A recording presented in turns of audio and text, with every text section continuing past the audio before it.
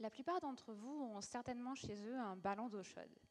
Le principe est simple, stocker de la chaleur pour vous la restituer plus tard sous forme d'eau chaude ou de chauffage.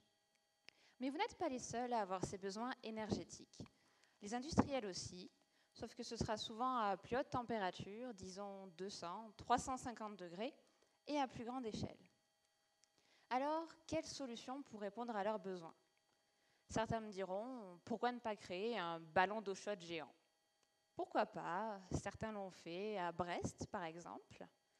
Ils l'ont baptisé le miroir des énergies. En pratique, il s'agit d'un cylindre géant haut de 20 mètres, couvert de miroirs, qui reflète donc à merveille la beauté de la ville qui l'entoure. Bref, cylindre géant. C'est bien là qu'est le problème. Ces systèmes prennent beaucoup de place et c'est souvent ce dont manquent les industriels. Il nous faut donc une solution plus compacte. Et c'est là qu'intervient l'huile thermique. Parce que l'eau, c'est bien, ça fonctionne, mais ça bout au-dessus de 100 degrés. Et ça limite donc notre capacité de stockage. Alors que l'huile thermique va rester liquide jusqu'à 350 degrés. Alors me direz-vous, pourquoi ne voit-on pas apparaître une multitude de systèmes de stockage en huile ? Eh bien tout simplement parce que l'huile coûte cher, beaucoup plus que l'eau. Mais là encore, il existe une solution. Le stockage dual média. Dual comme 2, vous devinez qu'on va ajouter un second matériau à notre huile, en l'occurrence un solide bon marché. Et je vais maintenant pouvoir vous parler d'amour. De l'amour qui va unir cette huile et ce solide pour 10, 20 ans. Enfin ça, c'est la théorie.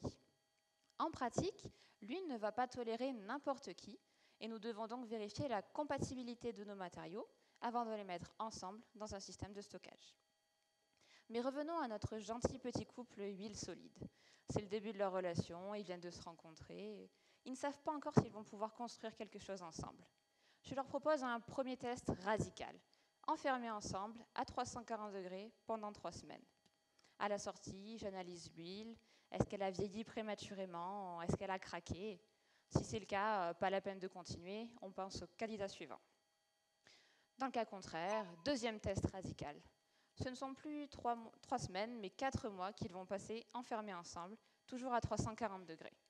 Et là, si tout a fonctionné, si l'huile a trouvé la perle rare, on passe à la dernière étape. Ils emménagent ensemble. Plusieurs mètres cubes de stockage pour s'épanouir, construire leur vie. Et là, tout ce qu'on peut leur souhaiter, c'est de vivre heureux, longtemps, et de donner naissance à une multitude de stockages. Merci.